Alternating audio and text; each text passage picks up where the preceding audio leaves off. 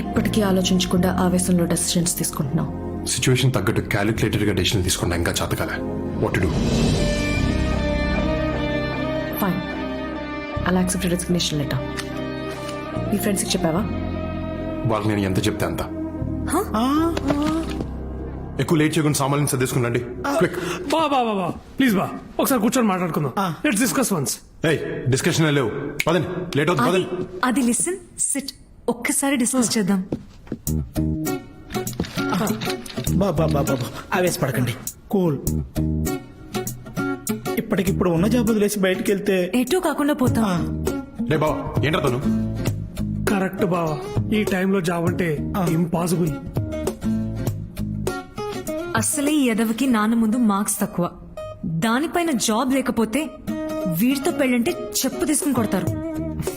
కానీ నాకు దాని కింద పనిచేయడం ఇష్టం లేదు.